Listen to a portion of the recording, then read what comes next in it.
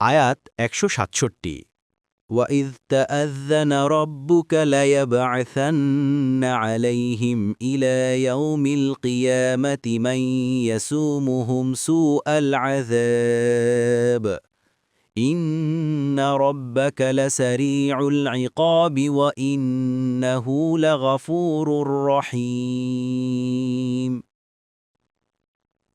অনুবাদ আর স্মরণ করুন যখন আপনার রব ঘোষণা করেন যে অবশ্যই তিনি কিয়ামত পর্যন্ত তাদের ওপর এমন লোকদেরকে পাঠাবেন যারা তাদেরকে কঠিন শাস্তি দিতে থাকবেন। ২ আর নিশ্চয়ই আপনার রব শাস্তিদানে তৎপর এবং নিশ্চয়ই তিনি ক্ষমাশীল পরম দয়াময়।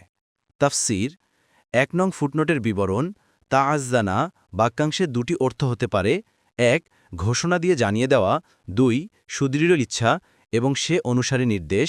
ইবন কাসির ২ নং ফুটনোটের বিবরণ আলোচ্য আয়াতের পূর্ববর্তী আয়াতে মুসা আলাইহিসসালামের অবশিষ্ট কাহিনী বিবৃত করার পর তার উম্মত অর্থাৎ ইহুদিদের অসৎ কর্মশীল লোকদের প্রতি নিন্দাবাদ এবং তাদের নিকৃষ্ট পরিণতির বর্ণনা এসেছে। সে অনুযায়ী তাদের উপর শাস্তির ঘোষণা খ্রিস্টপূর্ব অষ্টম শতক থেকে প্রতিটি গ্রন্থেই দেওয়া হয়েছে। এমনকি ঈসা আলাইহিসসালামও তাদেরকে একই সতর্কবাণী শোনান। বিভিন্ন ইঞ্জিল গ্রন্থে তার একাধিক ভাষণ থেকে এ বিষয়টি সুস্পষ্ট হয়ে ওঠে।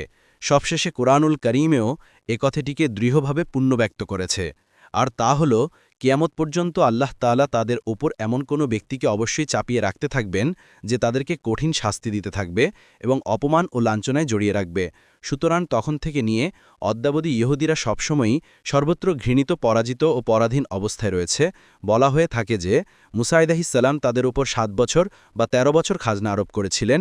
তারপর গ্রিক, কালদানি নৃপতিরা তাদের উপর কঠিন শাস্তি নিয়ে আপতিত হয়েছিল।